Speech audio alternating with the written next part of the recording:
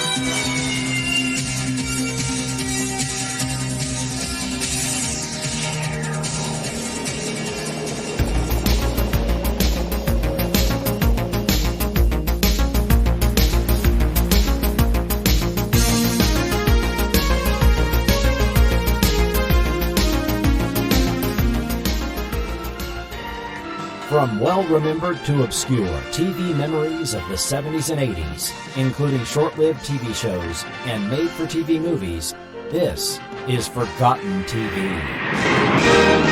Welcome to Forgotten TV. I am your host, Chris Cooling.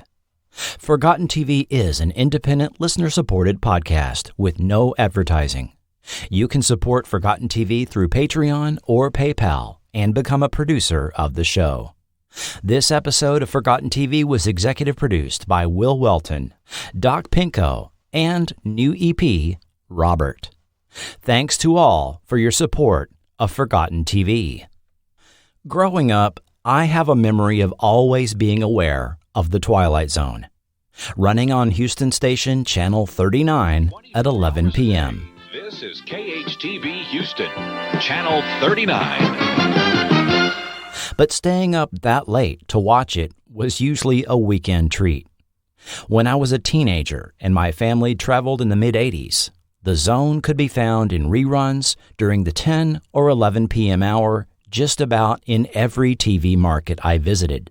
And when San Antonio's Ken's TV started airing doubled-up episodes of Zone following Star Trek on Saturday nights, I was able to finally catch just about all the syndicated episodes, all introduced with the deadpan delivery of Rod Serling. The place is New York City, and this is the eve of the end. Because even at midnight, it's high noon, the hottest day in history, and you're about to spend it in the Twilight Zone. So many Twilight Zones have entered the collective consciousness. They have become cultural references, now shown to people that never saw the original episodes, and may not even get the reference being made. Time. There's time enough at last. That's not fair. That's not fair at all. There was time now. There was all the time I needed. Hello? My name is Talkie Tina, and I'm going to kill you. Mr. Chambers, don't get on that ship. The rest of the book, To Serve Man, it's a cookbook. You're a bad man. You're a very bad man. You think that? Go ahead, Anthony. I'm a very bad man. Keep thinking that. There's a man out there. What? Look, he's crawling on... The Outer Limits, on the other hand, had always been something of a mystery to me. I have no memory of reruns of The Outer Limits growing up, nor knowing that much about the show. I didn't see The Outer Limits until I was an adult, on later TNT and Sci-Fi Channel airings. In my experience, The Outer Limits just didn't seem to enjoy the extensive reruns that The Twilight Zone did, probably due to the 1-hour format and that there were only 49 episodes, as opposed to around 100 half-hour Twilight Zones constantly in reruns nationwide. Therefore, I didn't know a lot about The Outer Limits, and I think a lot of people my age could say the same. When provided a DVD set of the TV series Search by listener Greg Blanchard for consideration on this podcast, I was led to the contributions of the person responsible for both that series and The Outer Limits, Mr. Leslie Stevens. Researching Stevens led to a great deal of very interesting information regarding his life and contributions to film and TV history. So it is my pleasure to present this modest retrospective of a unique, creative voice who somehow never became the household name of your Gene Roddenberrys, your Aaron Spellings, and your Stephen J. Cannells, or even your Glenn Larsons. Leslie Stevens, his early films, and The Outer Limits on this episode of Forgotten TV. Leslie Clark Stevens IV was born into a military family in 1924 at Walter Reed in Washington, D.C., at a time when his father, Leslie Clark Stevens III, was on track to an admiralty in the Navy. The elder Stevens had graduated from Annapolis, studied at MIT, and was a Rhodes Scholar with his own collection of H.G. Wells' first editions. Like Gene Roddenberry, young Leslie grew up reading these as well as the amazing stories and astounding pulp magazines. When Lieutenant Commander Stevens was naval attaché in London, Leslie attended Gladstone's prep school and later Westminster Abbey, along with other children of the political and military elite. Leslie was given a weekly allowance for memorizing passages from both Shakespeare and the Bible. Around age 12, he expressed interest in theater and attended weekend performances of Shakespeare at London's Old Vic. According to his own account, one afternoon he simply decided he was a playwright, and he began writing his own plays. His mother, Nellie, encouraged this interest in theater and would occasionally serve as pianist for the theater group he later belonged to after the family's return to D.C. At age 15, Leslie entered one of his plays in a high school contest and won a ticket to Orson Welles' Mercury Theater, then touring in a production of Henry IV, Part 5. The wide-eyed teenager hung around long enough that Welles mistook him for a gopher and sent him on a coffee run. Leslie was allowed to continue working as an assistant for the remainder of the troup's stay in D.C. During this 2-week period, he met stage actress Tallulah Bankhead, Burgess Meredith, and Agnes Moorehead. He ended up selling his play, The Mechanical Rat, to Welles and the Mercury Theater, making him a professional writer. Like something straight out of some Depression-era story of a boy leaving home to make his fortune in the world, 15-year-old Leslie was so enamored by his stint as theater assistant that when the acting company left D.C. for Philadelphia, Leslie tagged along without even telling his parents. Sleeping on a coiled-up rope in the flyloft above stage at the Chestnut Street Opera House, Leslie sent a postcard to his parents telling him he was safe and well. It was here that Leslie secretly began to work as dialogue prompter for Welles himself, and he began to pick up other theater stagecraft. All was well until the authorities finally showed up for the truant youth nearly a month later. Incredibly, his parents allowed him to continue touring with the Mercury Theater for another 6 months, after which Leslie returned home to attend summer school. The bright teenager applied himself and quickly finished his school obligations, graduating early, giving him time to devote to honing his playwriting skills. He joined Maryland's Hilltop Theater as an actor. Hilltop was a professional summer stock theater. A door opened to him due to his stint with Orson Welles and Mercury. During his time there, he met key contacts in show business that would later benefit him on Broadway. As World War II progressed, the now 19-year-old Stevens joined the military effort in 1943 at the height of domestic patriotic fervor. Encouraged to attend Annapolis by his father, Stevens instead entered the Army Air Corps, was assigned to their intelligence unit, stationed in Iceland, and attained the rank of captain by his 20th birthday. the youngest captain in the U.S. Army. During his Air Corps service, Stevens wrote an incredible 30 shows for servicemen stationed in the Icelandic islands. Following the war, Stevens attended the Yale University School of Drama on Uncle Sam's dime, which took him into stints training with the American Theater Wing, learning from established stage director Joseph Anthony. At one of his night jobs, Stevens met a Greenwich Village musician and songwriter that would turn out to be one of the key individuals in Stevens' professional life, Joseph Stefano. As the 1950s arrived, the odd couple of the light-haired, straight-laced Stevens and the dark-haired, jeans and leather-jacketed Stefano worked the village nightclub scene, providing music and dialogue for top nightclub acts of the time. By 1953, Stevens had married and took a job as copy boy at Time magazine. During the days of blacklisting and McCarthyist inquisitions, many aimed at the entertainment industry. Stevens was disturbed by the political direction in which the nation was headed, exacerbated by a friend disappearing one night following a visit from the FBI. He even attempted to join the Communist Party, but they wouldn't have the straight-laced Stevens with his military intelligence background and Navy Admiral CIA-connected father.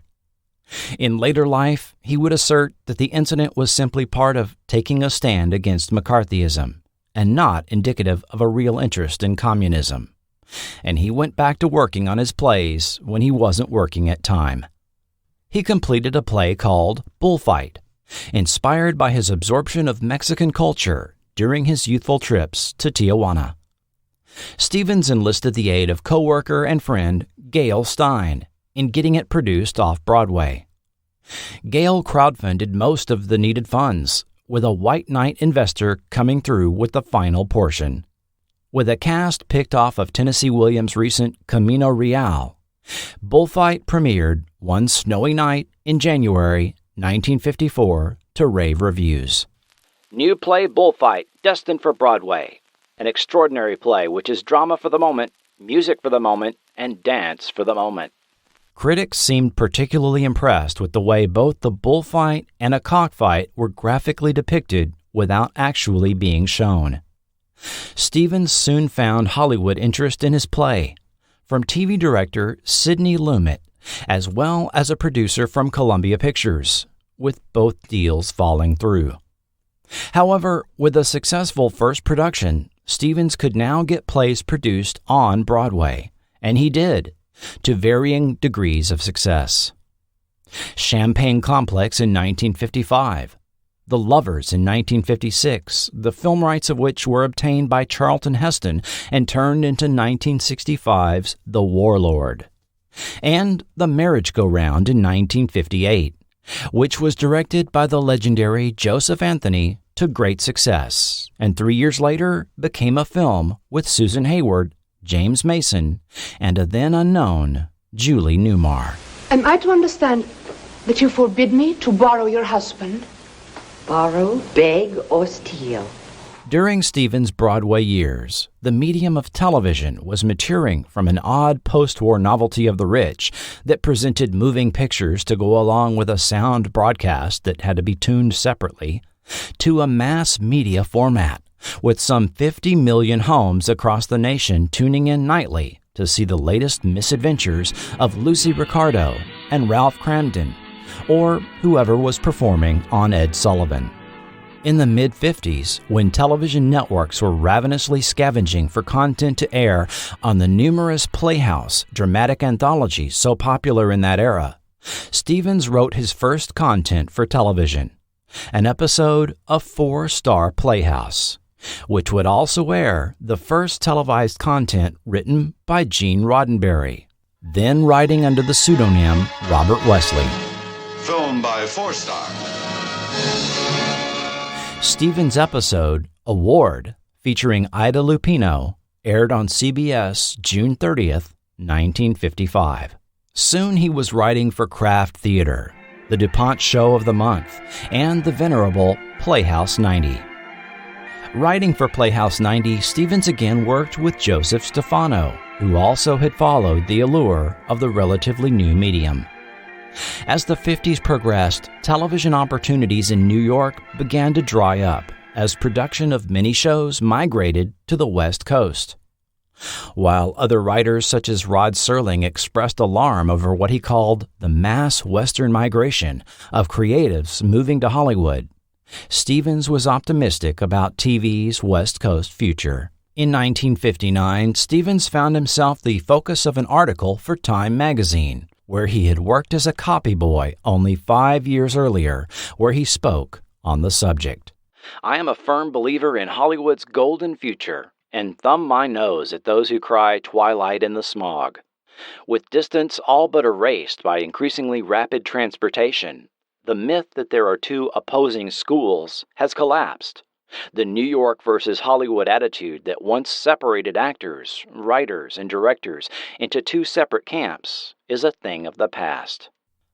Stevens himself was enthralled by the possibilities of Hollywood while there for the filming of 1957's The Left-Handed Gun with Paul Newman. Stevens had adapted Gore Vidal's story into a screenplay for Warner Brothers, and it wasn't long after that he made the move out west himself, followed by new girlfriend and TV actress Katie Milroy, as well as agent Stan Colbert. His first marriage had ended by this time, and the pair found a Spanish colonial house with a pool nestled between Beverly Hills and Hollywood, a move financed by Milroy, who had her own family money. The pair were married in 1958, and as Stevens began to craft new marketable Hollywood identities for himself and Katie, she took the stage name Kate Manx. With revenue now flowing from film and TV, Stevens formed his own production company, Daystar Productions, a name derived from Shakespeare and not the Bible. And his rationale behind the name begins to reveal the unconventional thinking of this individual. The star that shines in the day is the sun. I wanted to use solar, but that was already taken by some other company. I'm a great believer in the solar channel, the realization that the actual body of the sun itself is conscious. Not sentient, but conscious. Daystar was formed to be an independent creator-owned production company, Hollywood's first free independent, with no permanent ties to a major Hollywood studio. Daystar's first office was a one-room bungalow in an unpretentious corner of 20th Century Fox's Westwood lot, under a contract to write pilots for TCF's TV arm. During this time at Fox, Stevens and Colbert not only came up with TV pilots, but also ahead of their time TV production concepts. One of these was the filming of a 15-minute trailer, encapsulating scenes of 4 proposed episodes that would be screened for TV executives following an actual pilot episode, what we now call a sizzle reel. Another of their concepts was giving the creatives ownership participation in their shows. While waiting on the production of their first TV pilot for Fox to begin, Stevens and Colbert began toying with the idea of making their own independent film. Noticing the house next door, a red brick mansion once owned by Greta Garbo and Cole Porter, was now vacant, the pair snuck onto the adjoining property. Stevens began to formulate the premise of a film plot in his head, wandering the empty house. Stevens wrote a script, and the pair plotted out a production plan that would utilize guerrilla filmmaking practices, using minimal crew and equipment that could run off normal household electric. And with neither of them taking a fee for their work, the actual film budget came to about $40,000.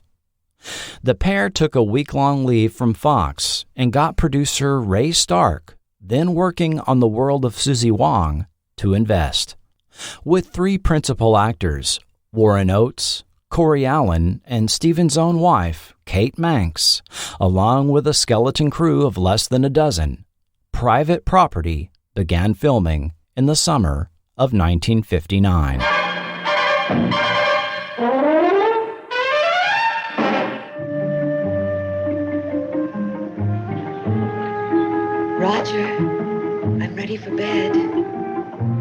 make noises. It was over the casting of Kate Manx that Stevens and Colbert disagreed.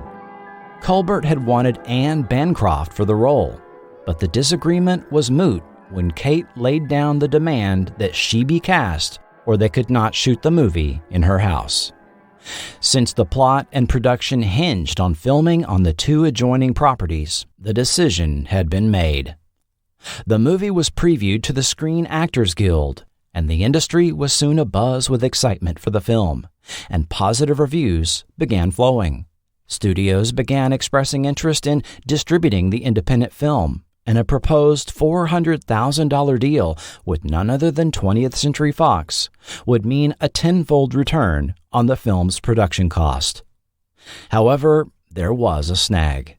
This was prior to the institution of the MPAA film rating system, and although enforcement was waning with a new slew of films offering increasingly adult themes, this was still the era of the Hays Code, with wide studio-released films needing a Motion Picture Production Code certificate for distribution.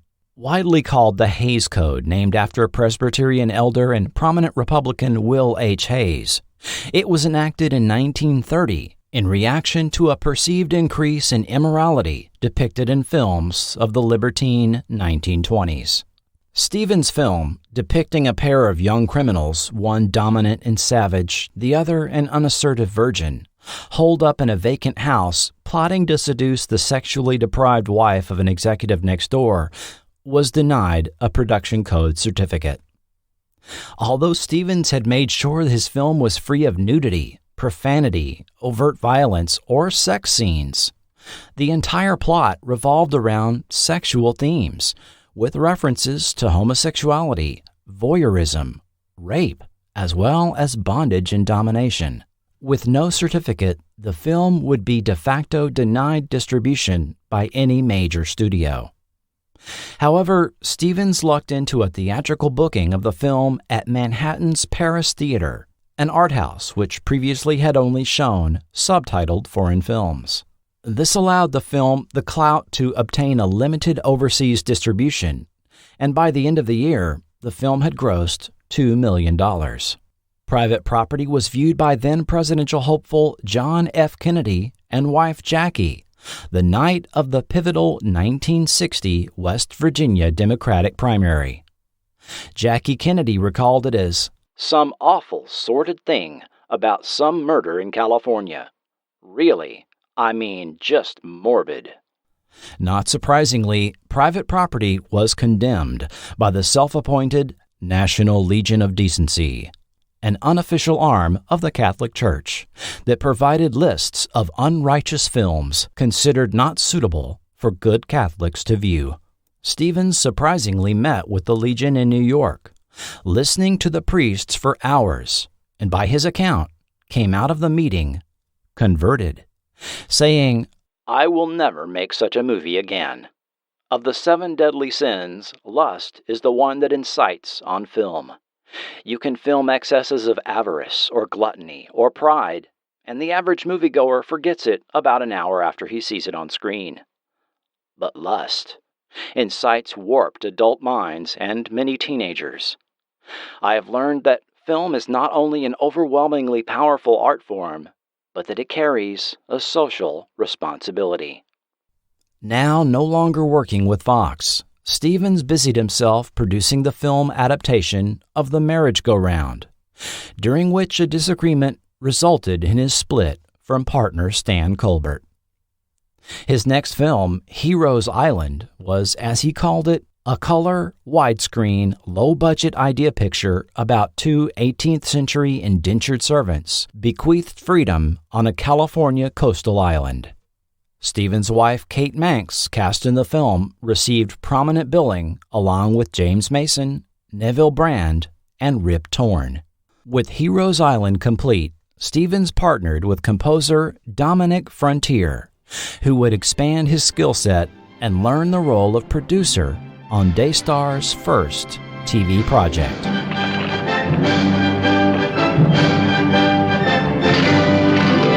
Stoney Burke. The modern rodeo western Stoney Burke with Jack Lord ran a single season on ABC starting in the fall of 1962. The series was given authenticity by six-time world champion saddle bronc rider Casey Tibbs, who not only inspired the show, but performed stunt riding for the series. Stoney Burke also featured a 26-year-old Bruce Dern in his first regular TV series role. Stevens himself directed 10 episodes of the series and is credited with writing 11. The show was impressively produced for a nascent studio that owned no sound stages. It was shot mostly outdoors, on location, with the occasional daily soundstage rental. Despite an impressive 38% share of the viewing audience, ABC surprisingly canceled the series, following a 32-episode run. Reportedly, the cancellation had more to do with high turnover for commercial sponsorship of the show than the actual Nielsen ratings. For years, it was known as the most successful failure in TV history. With Stoney Burke in production and work on proposed spin-offs and other pilots in progress, Daystar Productions expanded and leased the Crosby Building on Sunset Boulevard, and now took up 4 floors of offices. While things were looking up for Daystar, in his personal life, Stevens' marriage was troubled. The couple often fought, and the now pregnant Kate began sensing emotional abandonment, with her husband increasingly absorbed in multiple film and TV projects. A month after her appearance in the premiere episode of Stoney Burke, the pair quietly separated, and they were soon divorced. Kate Manx attempted to continue a film career, now as a single mother, without the aid of a producer-director husband, but found no success, only making 2 TV appearances post-divorce. From here, the accounts of her personal life and her interactions with Stevens becomes disheartening and is not the focus of this podcast. Her story ends with her death in late 1964 at age 34. Officially ruled a suicide from an overdose of sleeping pills. Like so many tragic Hollywood stories, her death remains the subject of questions and speculation that for some have never been fully answered. Forgotten TV will return in a moment. Jack Lord as Stoney Burke. Grand entry. Grand action. Grandeur. See Jack Lord as Stoney Burke every week on ABC. There's the witch. She has the evil eye. Ava Gardner, Anthony Franciosa in The Naked Maha on the Sunday night movie on ABC TV.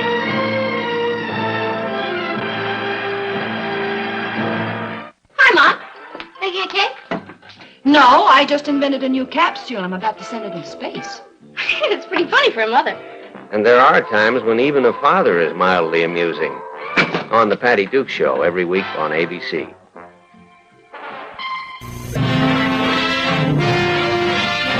This is an ABC color presentation. Following Stoney Burke, the next successful TV project from Daystar became the series Stevens is arguably best known for, and one for which he again teamed with old Greenwich Village partner Joseph Stefano. United Artists programming VP Richard Dore had been instrumental in selling Stoney Burke as a series for ABC. I had a deal with Leslie as a producer under contract to UA, and I said, let's cook up a TV series about science fiction. Leslie was a talented, able producer, and I knew the idea could be sold to ABC. Well, that's what Dorso says. But Stevens had been trying to get a science fiction TV series made since 1959, when working in the bungalow on the Fox lot. But no one was interested. And more than one person claims to have participated in the inception of The Outer Limits. Dorso did get ABC programming VP Dan Melnick on board, and according to the commonly accepted narrative, the trio worked up a plan to sell the other ABC executives on an unconventional series concept. To do that, Joe Stefano was brought on to the project. Since those Greenwich Village songwriting days with Stevens, Stefano had made a name for himself, rewriting a script for Alfred Hitchcock, for a film which turned both the production code and the world of cinema on its ear.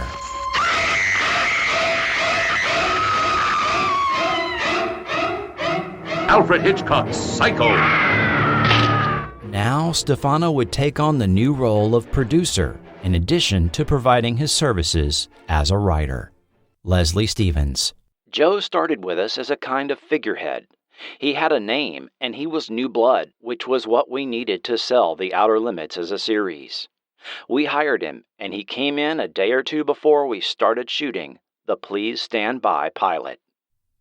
Yes, the original title for this new series was Please Stand By.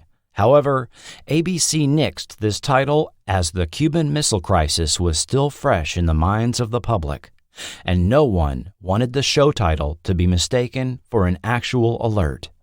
As the new series would be an anthology with no continuing characters, ABC also wanted to know who was going to host the show, as anthologies of the era were typically introduced by an on-screen host, a la Rod Serling on The Twilight Zone.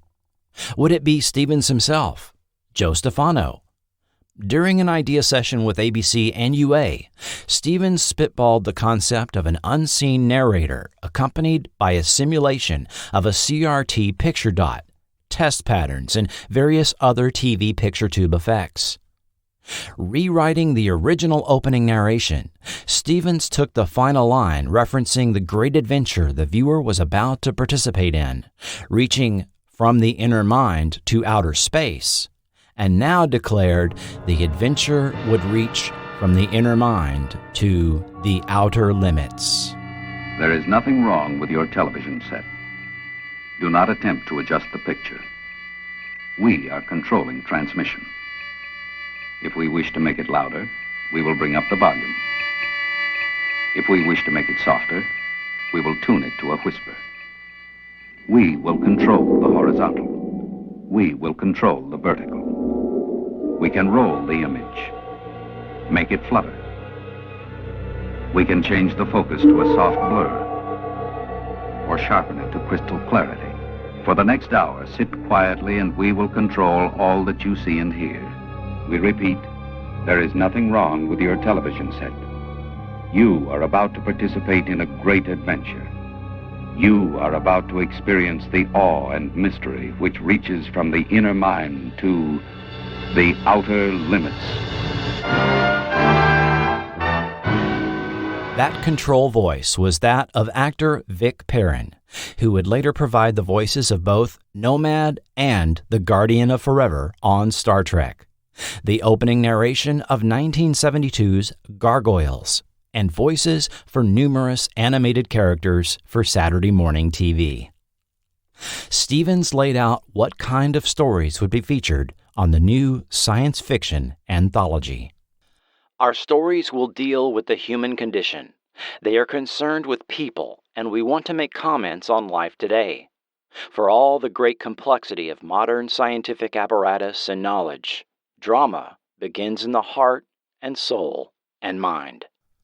One key concept for the series was that episodes would feature what producers called the bear, a one-per-week monster or creature effect, one of the hooks Dan Melnick insisted on to sell the show to ABC.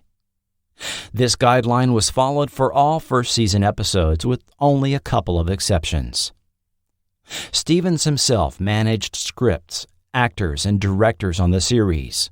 Dominic Frontier composed the show theme and episode scores, oversaw actual production as well as acting as liaison to ABC. Among the many other talents brought on board TOL, as I'll abbreviate the series title, were legendary cinematographer Ted McCord, who had shot The Treasure of the Sierra Madre, East of Eden, and Stevens' own Private Property. makeup artist Fred Phillips, who had worked on The Wizard of Oz and trained under Cecil Holland and Lon Chaney, and Robert Justman, assistant director from The Adventures of Superman, The Thin Man, and Philip Marlowe. Bob Justman noted the collaborative environment on set. In TV, most ADs are not considered as creative people. Outer Limits was unusual in that there was a very free exchange of ideas. Yes, everyone at Daystar was approachable. Stevens would come on set and eat lunch with the crew, and people were encouraged to contribute their own ideas. TOL was produced by Daystar in association with United Artists Television. Initially going over budget, Stefano started coming in under budget by episode 3, and even as the budget and shooting time per episode was reduced, he made it work. With typical Daystar efficiency, the show was shot on rented sound stages at KTTV Channel 11 in Hollywood, as well as on the MGM backlot as part of a cut-rate deal made by unit production manager Lindsay Parsons Jr.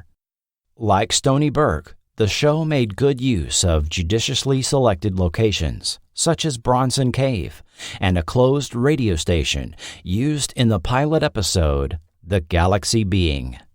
This premiere episode that went on the air in September 1963 gave viewers a heavy dose of science fiction when a radio station broadcast engineer, played by Cliff Robertson, uses the broadcast tower to contact an alien being who is accidentally transported to Earth when a DJ cranks the station to full power. Before havoc ensues, the human and the alien engage in some interesting philosophical dialogue. First season episodes tended to mix horror in with the sci-fi elements and featured memorable bears, such as the Ebonites in Nightmare, the obscenely large bugged-out eyes of the Mutant, and of course, the human-faced giant ants of the Zanti Misfits.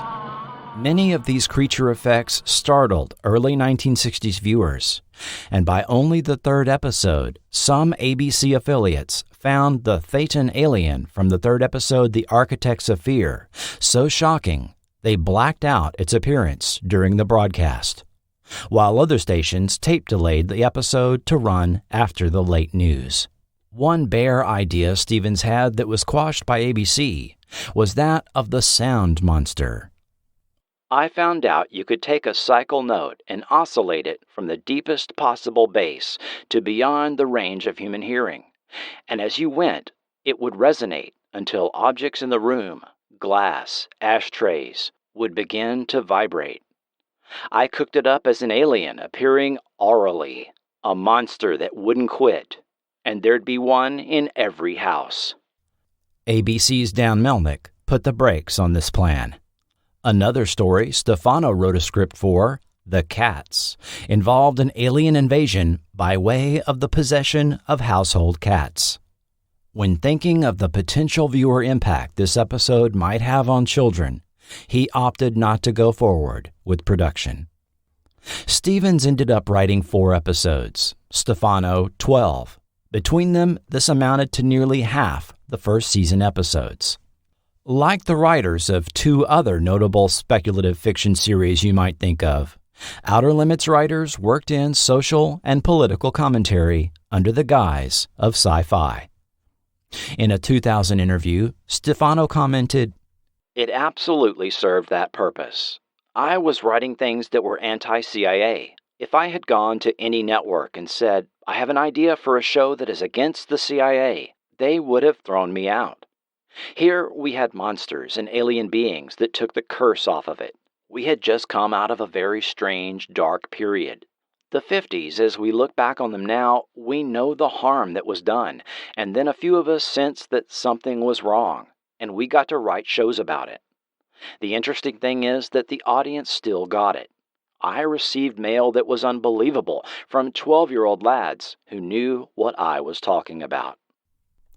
Stevens is also credited with developing the concept and term bottle show, referring to an episode that uses existing sets and props and is produced at minimal expense. TOL episode Controlled Experiment was shot in 4.5 days and was the cheapest episode in terms of production costs for the series, using only 3 simple sets and cleverly reusing footage to fill the episode runtime. The episode was specifically written to conserve costs and reduce production time, and the practice of bottle episodes has become common in television series production. It is somehow fitting that this episode's guest actress, Grace Lee Whitney, later was a semi-regular cast member of Star Trek, a series that became known for its use of bottle episodes. First season ratings were decent but not spectacular for the time, closing the season with a 19 Nielsen rating, airing against CBS's popular To Tell the Truth, as well as NBC's Monday Night Movie. ABC mulled over reducing the budget even further, as well as potentially moving the show to another night. UA executive Richard Dore shed light on the position ABC was in. When a series flops, the obvious occurs. But when a series is in between, the network will take a long look at it to see what can be done to push those numbers up to a real success. The Outer Limits had close to a 30% share in those days. Although any show could stay on today with that percentage, things were different in 1963. The ABC executive that had greenlit the series and had creative control at the network was Ben Brady. Stevens' frequent attempts to circumvent Brady's directives by going over his head to the network bosses was a constant source of friction. This was the status quo throughout the first season. For decades, it was believed that ABC's time slot change decision for Season 2 triggered Stevens to leave the show, with Frontier and Stefano following suit, a narrative put forth by Stevens himself. However, in a 2011 interview, Dominic Frontier revealed an incident that instigated a changing of the guard on the Outer Limits. One day, an argument between Stevens and a low-level ABC accountant over a $700 invoice, likely sent to Daystar by mistake, escalated to where Stevens threatened to withhold delivery of the next episode of the series. Despite Frontier's efforts to have Stevens smooth things over with the network, which would involve Stevens apologizing for his outburst and making up a story if he had to, Stevens refused. Stevens had overestimated his position of power, thinking TOL was enough of a hit that ABC would continue to capitulate to his eccentricities. In addition, Daystar had as many as 5 pilots in pre-production, so he felt his company was in a good position even if they lost TOL. This was the last straw for ABC, as told by Daystar production designer Jack Poplin. There were some pretty deadly piranhas at ABC. Personally, I always thought that Leslie had gotten a little too arrogant for them, and the network brass decided they were going to squash him. ABC replaced Stevens and Frontier with Ben Brady as showrunner. Behind the scenes, the show was nearly canceled, as ABC felt all the issues they had to deal with regarding TOL made the show more trouble than it was worth. But UA Television felt there was more life in the show, as it was increasingly popular with younger viewers and the college crowd, and indicated to ABC they wished to have the show go another season under Brady as new producer. The Outer Limits was moved from its Monday night location to Saturdays against the incredibly popular Jackie Gleason show, which would end up taking a toll on the audience. Although Joe Stefano wasn't removed from his position, with the time slot and production changes in the works, he saw where things were headed and resigned from the show. New showrunner Ben Brady immediately reversed the thoughtful canons laid out for the show by Joe Stefano, emphasizing high literary style, the inner life of man, and tolerable terror, and gave a directive meant to appeal to a wider audience. The Outer Limits will offer pure entertainment with the strongest emphasis on action and adventure. The only must that each adventure and each story possess will be a startling effect, important to the story, one extreme crystallization of excitement. Brady even dropped the bare requirement from early Season 2 episodes until mandated by ABC to reinstate the weekly monster. Brady began experiencing some of the same production problems Stevens had, including an even further reduced budget. As a result, many Season 2 episodes resorted too many times to stock footage from 50s sci-fi movies and bears that were not actors in full makeup, but hand puppets or maquettes. Many episodes of Season 2 were based on previously written stories by science fiction authors, such as Harlan Ellison, Jerry Soule, and Earl Andrew Binder, rewritten as teleplays by staff writers like Selig Lester and Robert C. Dennis. While many were not up to the level of quality of the first season, Season 2 did give us outstanding episodes, such as Demon with a Glass Hand and I, Robot. While not an incompetent producer, as early as the third week of Season 2 production, Brady felt the ship begin to sink. 15 episodes into Season 2, A.D. Bob Justman left the show at the same time ABC decided to pull the plug, allowing the final 2 episodes to bring the show to the half-season mark. Science fiction entertainment has often been fodder for people that promote certain beliefs regarding aliens and UFOs, and TOL is no exception. Some put forth the idea that TV shows like TOL and later Star Trek series were part of a predictive programming PSYOP campaign to groom the public into accepting planned future events and subsequent societal changes that would result, or conversely, as part of a disinformation campaign. An episode often referred to is The Architects of Fear, where a consortium of elite scientists scheme to construct a false alien threat to humanity to bring about a unified response from the governments of the world. This episode actually later inspired a plotline in Alan Moore and Dave Gibbons' 1986 comic book miniseries, Watchmen, which was made into a 2009 feature film and a 2019 HBO series. Similarities to Project Bluebeam, a popular UFO-related conspiracy theory, are often pointed out. The episode OBIT dealt with a device employed by a Defense Department agency that could remotely view any selected individual within 500 miles, complete with audio. The device in episode was revealed to be alien technology and only one of an unknown number of machines in existence, with obvious massive implications on personal privacy of citizens. Elements of the plot have remarkable similarities to Project Echelon, the Total Information Awareness Program instituted by the creepy Information Awareness Office, and of course, the NSA surveillance revelations of 2013.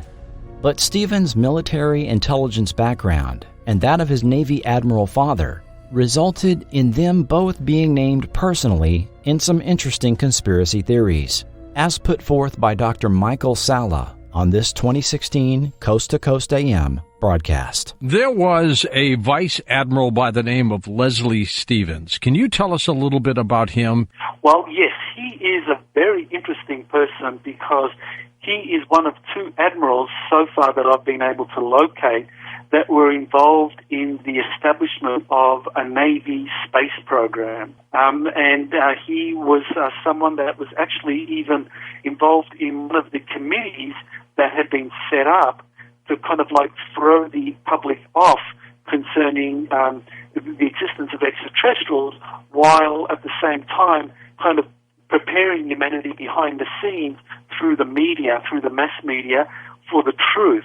And so Leslie Stevens, Admiral Leslie Stevens was involved in that. So he was a member and even at one point was a director of an organization called the Psychological Strategy Board. And that was directly involved in this initiative to get the media to shape public perceptions about UFOs and extraterrestrial life. Well, they were pretty successful doing that, weren't they? Very much. They turned to the media. They turned to shows like The Twilight Zone and especially The Outer Limits because this was something that was the executive producer for The Outer Limits was actually the son of Admiral Leslie Stevens. Well, that was his name. That person was Leslie Stevens, too. So that was Leslie Stevens IV. So you had Admiral Stevens, who was Leslie Stevens III, and then you had the Admiral... So then you had Leslie Stevens IV, who was the director of The Outer Limits, and he was the one that basically coached Gene Roddenberry on how to develop a science fiction program. That what Stevens did was that he kind of like let Roddenberry in on the big secret that in the future that the U.S. Navy would actually have this vast space fleet that would actually roam the galaxy. So he was telling Roddenberry this in the 60s because that was the Navy's hope. And that, of course, became the premise of Star Trek. Government documents and official websites confirm Vice Admiral Leslie Stevens III was indeed on and later was the director of the Psychological Strategy Board that conducted psychological operations, or PSYOPs, during the Cold War. Sala makes the additional claims that he was aware of a covert Navy espionage program to investigate Nazi flying saucers, as well as being involved in the development of a U.S. Navy space fleet comprised of kilometers-long spacecraft secretly assisted by Nordic extraterrestrials. Cue the appropriate music.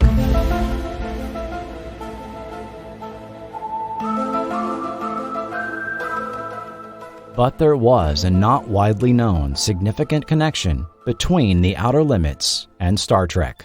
TOL production assistant Tom Sheldon noted the creator of Star Trek would hang around their set a lot during his days on The Lieutenant.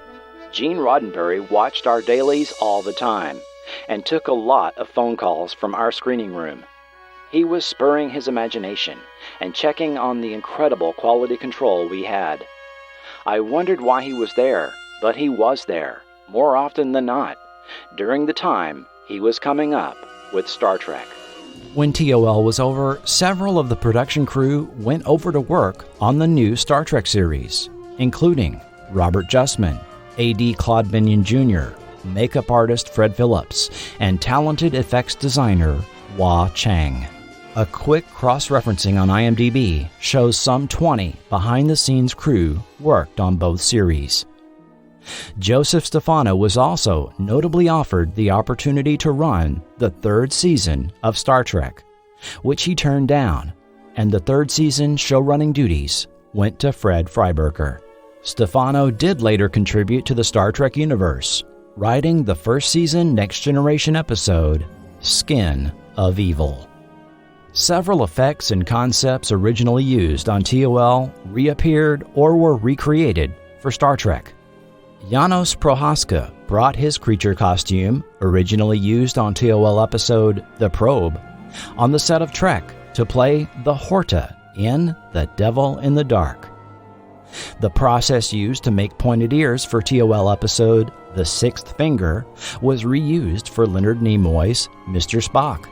Aliens from 2 TOL episodes were shown in The Cage, Star Trek's first pilot. And yes, producer Bob Justman utilized Stevens' bottle show concept on more than one occasion on Star Trek. For a deep dive into all aspects of The Outer Limits, I recommend The Outer Limits Companion by David Schow, last published in 1998. Although currently out of print, a final version, The Last Outer Limits Companion, is said to be forthcoming.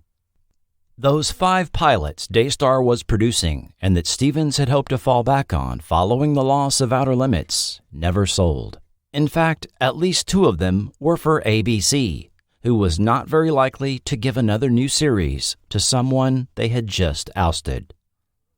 As 1965 arrived, Daystar had been reduced to a one-man operation, or rather, a one-man, one-woman operation, when you count Stevens' personal assistant, Leslie Stevens. I have to admit that the bottom fell out for me, financially and career-wise, a year or 2 after The Outer Limits folded. I was broke and out of it. We hung together in morale and creativity long enough to turn out something, though. That something was perhaps the strangest entry of Stevens' resume, 1966's Incubus. Stevens' assistant Mona Skager was dating commodities broker Anthony M. Taylor, who, with profits burning a hole in his pocket, was craving to get into the film industry. At a meeting, Stevens and Taylor discussed the growing market for niche interest in art house films, a discussion which included Stevens' own success with Private Property 5 years earlier. Stevens quickly churned out a script for an avant-garde film which, in a repeat of Private Property, would star his current wife, Allison Ames. A leading man was obtained in the form of William Shatner, who had appeared on a second-season episode of TOL. Ames' friend Ann Atmar and Serbian actor Milos would co-star, as well as former bit-part film-turned-TV actress Eloise Hart, a personal friend of Stevens. Stevens had the script translated into Esperanto, a constructed language created in the late 19th century, intended as a universal language to foster international harmony. Thus, Incubus would only be the second film shot exclusively in Esperanto.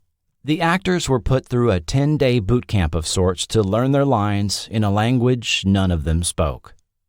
A surreal, atmospheric, black and white, subtitled horror film would do well on the art house theatrical circuit, or so Stevens thought.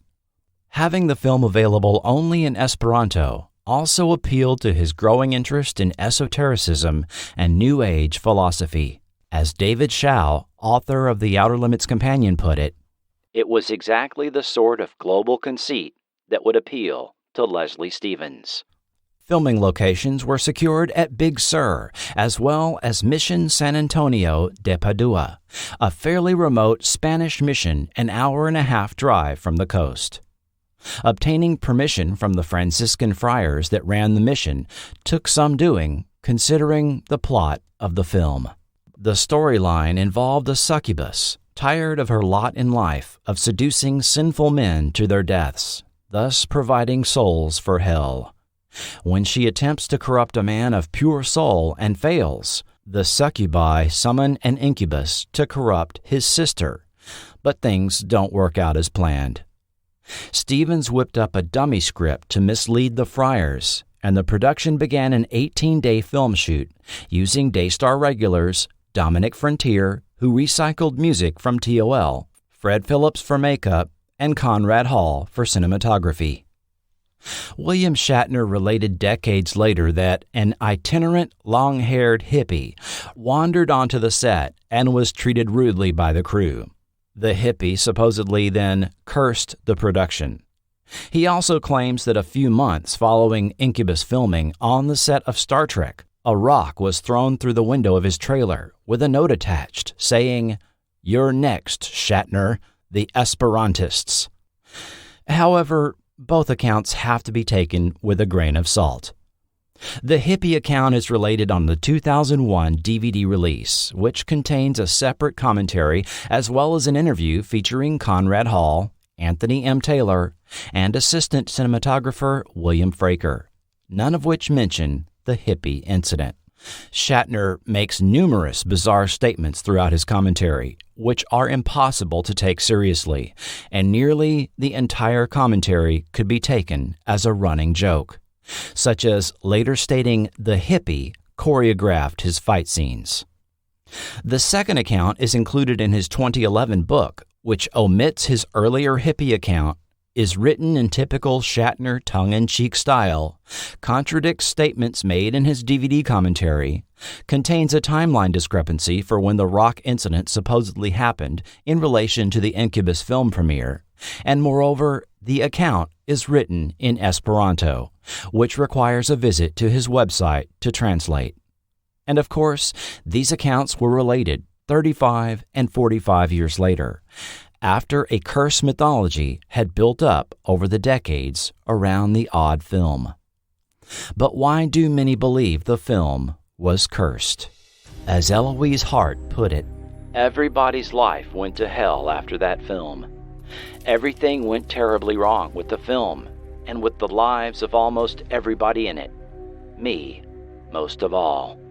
All manner of inaccurate and questionable details surrounding the following events are presented on various websites, newspaper articles, and books.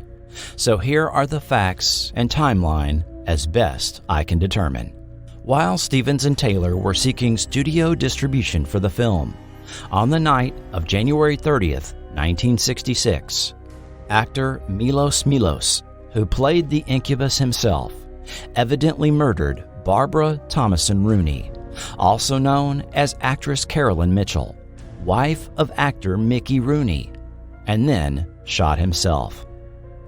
Milos and Barbara had been having an affair, but as she and her husband were preparing to reconcile, the hot-tempered Milos wasn't having it.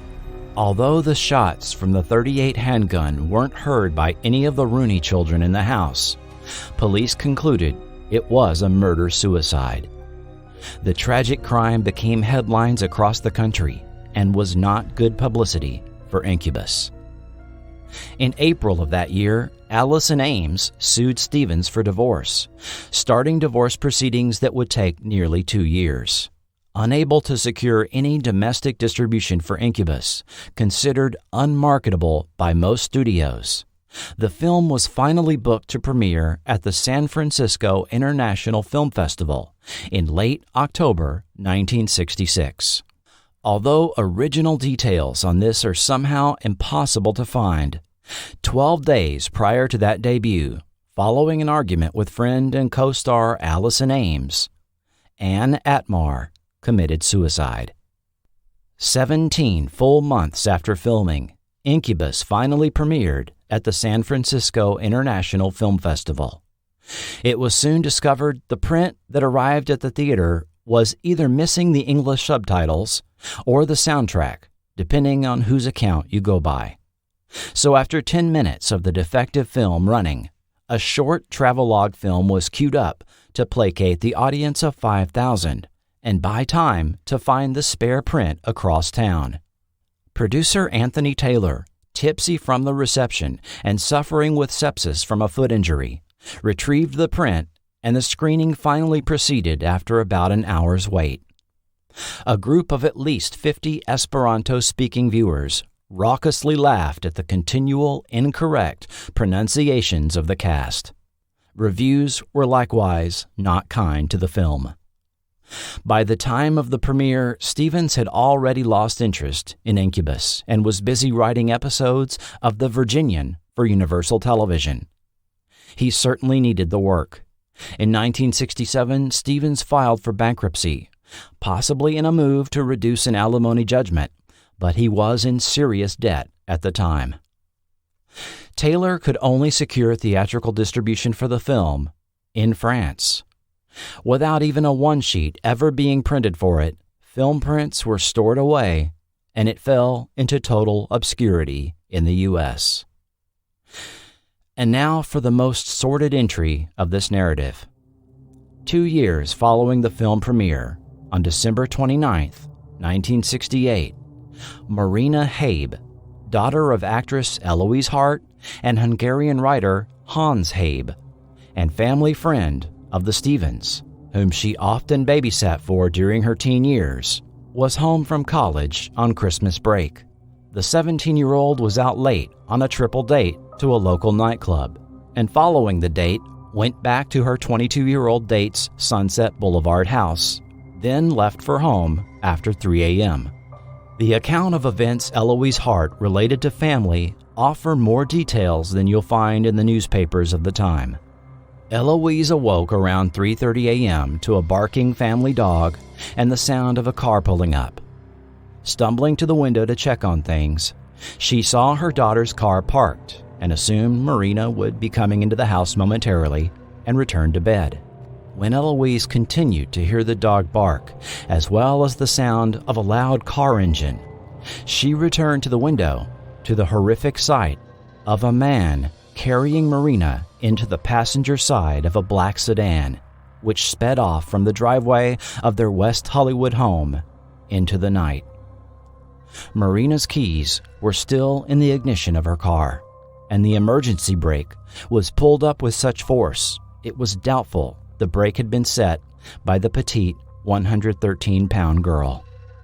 Police searched the area for the next 2 days to no avail. But then a couple walking on Mulholland Drive noticed a purse lying on the side of the road, which prompted a passerby to have his Great Dane sniff out nearby bushes. Everyone's worst fears were realized when Marina Habe's body was found that New Year's Day in a ravine 30 feet from the road, only 4 miles from her home. She had been viciously murdered and the victim of numerous stab wounds by 2 different knives. With a mentally distraught Eloise in the hospital under sedation, Leslie Stevens' now ex-wife, Allison Ames, identified the body. Although it has never conclusively been proven, Marina Habe's murder is possibly linked to none other than the so-called Manson family. According to author Ed Sanders in his book, The Family, Manson's followers personally knew her, and the author states she had visited the infamous Spahn movie ranch in 1968 when the family was living there. Marina was also said to be friends with Deirdre Lansbury, troubled daughter of Angela Lansbury and brief Manson family follower. Critics of Sanders' book point out these claims are unreferenced, as well as the fact that Spahn Ranch was a popular tourist attraction, and many famous people knew or had encounters with Manson or his followers during these years, including a 12-year-old Bryan Cranston, Beach Boy Dennis Wilson, music producer Terry Melcher, son of Doris Day, singer Neil Young, actor Michael Caine, among others. But according to a Habe family source, one of the Manson family women arrested in the wake of the infamous Sharon Tate LaBianca murder spree that took place some 7 months following Marina Habe's murder was wearing earrings they believed to have belonged to Marina, the same ones she had on the night she was abducted. To add a final bizarre connection to Incubus, Roman Polanski and wife Sharon Tate had been in attendance at the film's premiere. 11 months after Marina Habe's murder, in nearly the very same spot in that ravine off Mulholland Drive, the body of Jane Doe number 59 was discovered, murdered in the same manner. Although that victim was incredibly identified 46 years later as 19-year-old Reet Jervitson from Montreal, both murders are still considered cold cases. After 25 years had passed, Anthony Taylor decided to check on his film prints and negative with the intent of preparing a home video release for Incubus. However, Film Lab and Storage Facility CFI couldn't locate any prints, negatives, or any film elements they had stored. Further probing indicated all the materials for Incubus had been destroyed, by accident or in error. A lawsuit Taylor filed against CFI was settled out of court in November 1994, and that was thought to be the end for Incubus. But in late 1996, Taylor received an email stating a film print had been discovered at the Cinémathèque Française in Paris, a surviving remnant of the French theatrical release 30 years earlier. But it was not in the best of shape. After some difficulty, a frame-by-frame optical print was finally made and shipped to Taylor's Morro Bay home in California. The film was digitally restored, French subtitles replaced with English ones, and the soundtrack was remastered. Funding for the restoration was provided by the Sci-Fi Channel, and the final Daystar production, not seen in 35 years, was at last released in the U.S. in 2001. Forgotten TV will return in a moment. We are controlling transmission. Do not attempt to adjust the picture. Thrill to the awe and mystery of the hidden world. limits. You will journey into strange realms of science fiction. You will journey through uncharted galaxies from the inner mind of man to the outer limits. The Outer Limits. Every week on ABC. How do you keep a wagon train rolling? You need muscle and drive. But most of all, you need the personal strength of a wagon master like Chris Hale. I have over 300 people on my wagon train. 2/3 of them are women and children. You deny them the protection of a military escort, and the odds are you're condemning them to death. Ladies and gentlemen, this is Wagon Train's greatest season. This year, Wagon Train has grown to 90 minutes of incomparable drama. Here you'll meet the pioneers who charged America with a spirit that's never dwindled. The restless ones who wanted something so bad, they went for broke to get it. Look, Mike, I hired you. It's my responsibility for the job you do. And an outfit like this, one weak link can cost a lot of lives. And you'll see new all-star casts. Yes, this is for sure Wagon Train's greatest season. You'll see it every week on ABC. With Daystar now defunct and in significant debt, Leslie Stevens began working on a per-show basis for Universal Television, first writing episodes of The Virginian, and soon writing, directing, and producing new series It Takes a Thief, starring Robert Wagner. Leaving the business end of things to the major studios, his energies were now directed only on the creative side of TV production.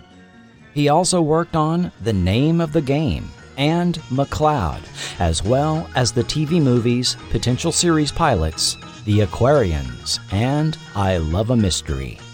During these years, he also found himself interested in topics that seemingly had little to do with TV or film.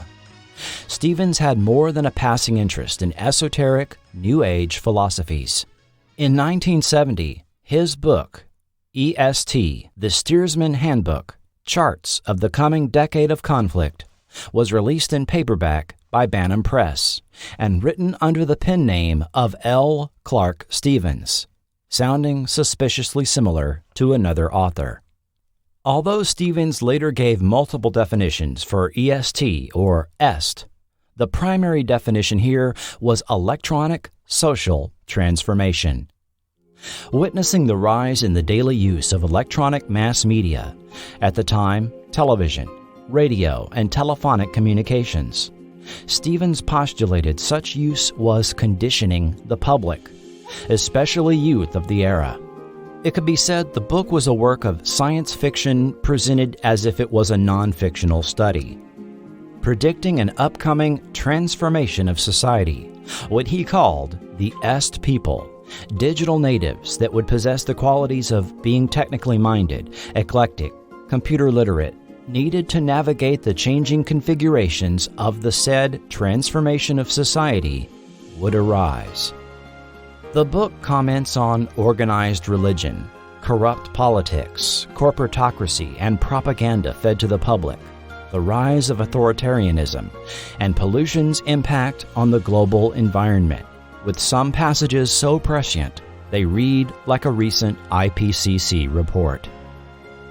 Passages seem to predict flash mobs, 24-hour cable news, the migration of quality scripted programming to pay TV channels, and TV networks fragmenting into niche appeal channels on every conceivable interest, all brought to the viewer via cable TV. The book also mixes in a mishmash of pseudoscientific technobabble and astrology and made overly optimistic predictions still not realized, such as the elimination of famine, domed cities allowing humankind to live anywhere on Earth, and police that would no longer use weapons to subdue criminals, and could only serve as police for a limited time to prevent the abuse of power. All while cybernetic technology has made possible the one-day work week. The book in its entirety can be freely borrowed on the Internet Archive. Stevens appeared on radio talk shows and in newspaper articles discussing EST for a few years. People of a certain age might also recall the Erhard Seminars training, weekend courses popular in the 70s and early 80s. The seminars were featured on the recent 80s period FX series, The Americans. Former used car salesman Werner Erhard, not coincidentally, called his seminars EST, lowercase and all. Yes, Erhard borrowed the EST acronym from Stevens' book, as confirmed by 3 different sources on the subject. Erhard even made the sales team of Mind Dynamics, the company that promoted and booked EST and other seminars, read Stevens' book. Prior to his next TV project, Stevens attempted to establish EST as a non-profit foundation and got involved in a wildly ambitious project, the account of which threatens to strain the credulity of this audience. In the summer of 1971, Stevens was the driving force behind a project he called the Earthside Missile Base Ecology Center, a decommissioned Titan missile base outside Lincoln, California. The former Lincoln missile site was one of 54 Titan II missile sites operated during the Cold War. Lincoln had 3 missile silos connected to underground launch control centers via subterranean tunnels. The Titan II was an ICBM, or Intercontinental Ballistic Missile, with a 2-stage rocket engine capable of reaching a continent on the other side of the planet.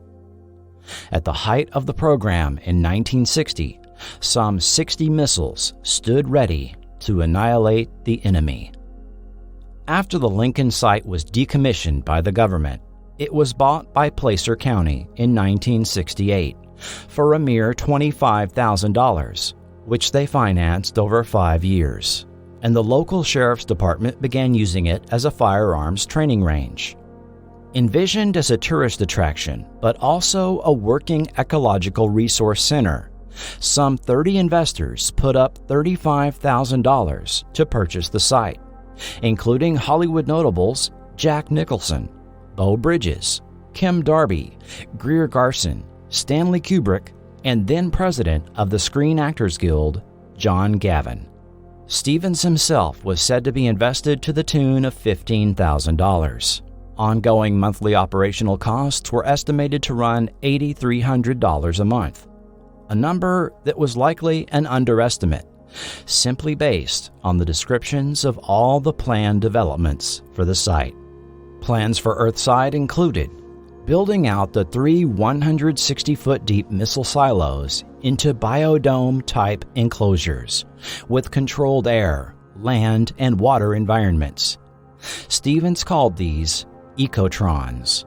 One would be devoted to birds, mammals, and fish, another to insects, and a third to endangered species.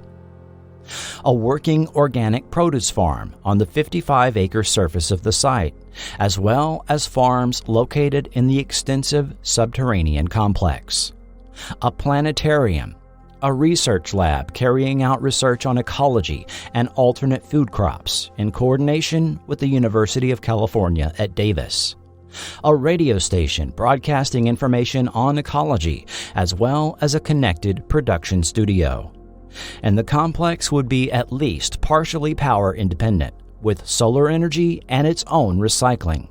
There were even plans to take recycling from the nearby town of Lincoln. The preliminary budget for the entire complex was estimated at $250,000, around $1.7 million in today's money. Ahead of the official purchase of the land, Stevens was allowed to engage in the first stage of intended development. On September 23, 1971, Earthside Day was held when 500 enthusiastic adults and children arrived with shovels and gardening implements, along with donated potted plants, flowers, and tree seedlings to break ground on the surface-level garden and produce farm. Beau Bridges conducted the dedication ceremony, and filmmaker George Lucas, taking a break from pursuing financing for his new project, American Graffiti, was in attendance, as was Stevens' own children, Dana and Steve, as well as local and state politicians. 2 TV networks, 7 TV stations, and multiple newspapers were said to have covered the event. An Ecology club was founded at the local high school in coordination with the event, who Stevens spoke to earlier in the day. Yes, grand plans were in the works for this location. What happened to the Earthside project? First, much of the funding Stevens anticipated from other major Hollywood names never materialized. According to local newspapers, the month after Earthside Day, Placer County rejected Stevens' bid to purchase the site when he failed to come through with the needed 10% down payment to proceed with purchase negotiations. But after reading multiple Lincoln newspaper articles, it seemed there were other complications. The sheriff's department evidently wanted Earthside to foot the bill of relocating their gun range at a cost of an additional $22,000. And Stevens was also trying to negotiate to cover a portion of these expenses. Stevens was also trying to operate Earthside under his Electronic Social Transformation Foundation, and he was seeking IRS recognition as a nonprofit during this time. By 1974, the near 55-acre property was full of dead tree seedlings and decaying flower beds.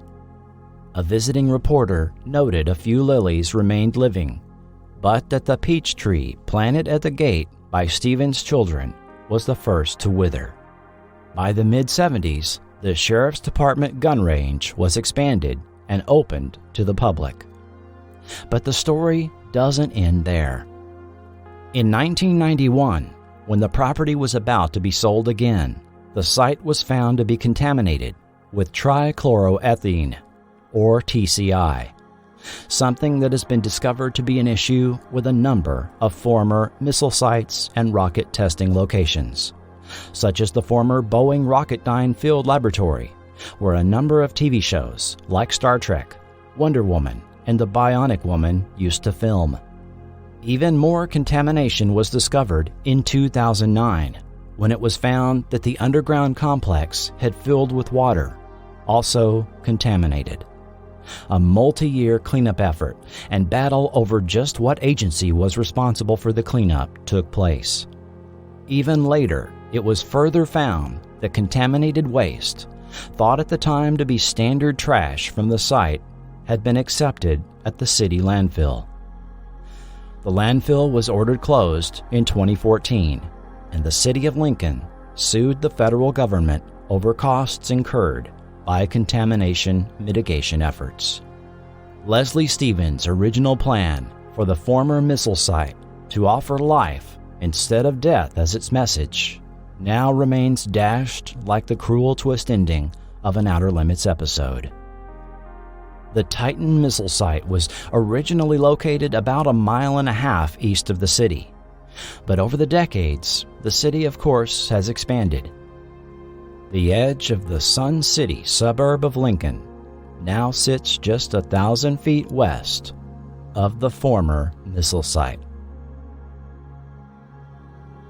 For more information on the life of Leslie Stevens, particularly his early years, his personal life with Kate Manx, and the making of Private Property, please read Leslie Stevens Goes to Hollywood by Dore Page, who spent an incredible 15 years researching the life of Mr. Stevens and has conducted numerous exclusive interviews with key people in his life.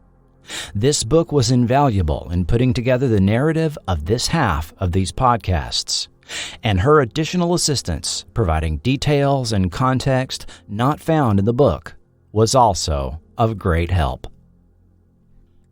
Next time on Forgotten TV, this was only half the story. On the next Forgotten TV, we continue our look at Leslie Stevens, including his work on The Invisible Man, Gemini Man, and a complete look at his 1972 TV series, Search. Go behind the scenes of this series as we discuss the casting, the creative names behind the show, stories and anecdotes from show production, the mid-season production shakeup, and the story behind the name change of the series that's never been told before now. A look at Stevens' involvement with late 1970s TV blockbuster Battlestar Galactica and Buck Rogers in the 25th century, the 1990s, and the return of Stevens' iconic classic, The Outer Limits, and a look at his legacy and impact beyond the world of entertainment, as well as the story behind the rediscovery and restoration of his avant-garde 1960 film, Private Property. The conclusion of the Leslie Stevens retrospective, next time on Forgotten TV. You can support Forgotten TV on Patreon or PayPal and gain access to exclusive content posted, which includes Forgotten TV Supplemental, about 20 podcasts in addition to the ones in the main feed, which include documentaries on ABC and the Still the One era, and the untold real history of the video rental industry. This episode was executive produced by Will Welton, Doc Pinko, and Robert, with producers Julio Capa, Rich Kunkel, Mark Hadley, K.L. Young, Ralph Carosio, and Ron. And of course, thanks to all who support at the $1 and $2 levels. Forgotten TV is not affiliated with or authorized by ABC, Universal Television, United Artists Television, MGMUA, NBC Universal, Daystar Productions, Leslie Stevens Productions, Villa Di Stefano Productions, Contempo 3 Productions, Citation Films, Cinelicious Picks, the Leslie Stevens or Joseph Stefano Estates, or any production company or network involved in the making of any TV show or film mentioned in this podcast. Links to Amazon are affiliate, and as an Amazon associate, Forgotten TV earns royalties from qualifying purchases made. The films Private Property, Incubus, The Outer Limits, and other series and films mentioned are the property of their respective copyright holders, and no infringement is intended. Any audio clips included are for the purposes of review, commentary, and criticism only, and are not intended to infringe. This podcast is copyright 2021 Forgotten TV Media. The views and opinions expressed by guests and quoted sources are their own and may not reflect the opinion of Forgotten TV Media, its sponsors, or patrons. This podcast is intended for entertainment purposes only. Information presented is based on a combination of first-hand personal accounts, period news media, books, and website articles. All reasonable effort has been made to fact-check the information presented. However, Forgotten TV Media cannot guarantee the accuracy of every detail included and makes no representations or warranties for the content in this podcast and cannot be held liable for errors or omissions. And I'd like to thank the following YouTube channels for making some of those audio clips possible. 1920s Music Firm, Bach Flat, Film at Lincoln Center, the Allison Hayes Channel 36, Movie Clips Classic Trailers, Coast to Coast AM Official, 11DB11, The Midnight DJ, Brian Durham, Jeff Film 80, Fred Flicks, Ion TV, Voislav Kostovsky, and Houston Radio Rewind. Dark Moment by Pollyanna Maxim, Creepy Thoughts by Phoenix Tale, Eye for Detail by Jay Vartan, and Solstice by Spectacles, Wallet, and Watch are used under license by Epidemic Sound. If you need music for your podcast or YouTube channel, please check out Epidemic Sound. Link in the show notes. Density of Being by Dream State Logic is used with permission and under a Creative Commons Attribution, Non-Commercial, Share-alike 3.0 Unported license. A special thanks to Dore Page and John Strong. Sources of quotes and background information not given directly to Forgotten TV were obtained from the following sources. Leslie Stevens Goes to Hollywood, Daystar Productions, Kate Manx, and the Making of Private Property by Dore Page. The Outer Limits Companion by David J. Schow. The Tragic Death of Marina Habe by Ty Taylor.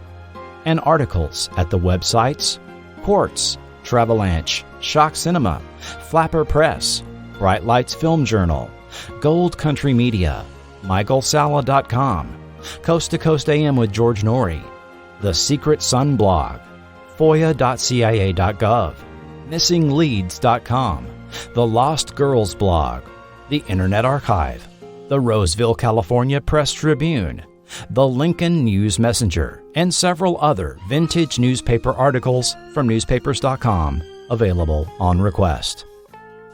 Thank you for listening. Be sure and bookmark forgotten.tv for all content and links to social media sites. I am your host, Chris Cooling, and this has been Forgotten TV.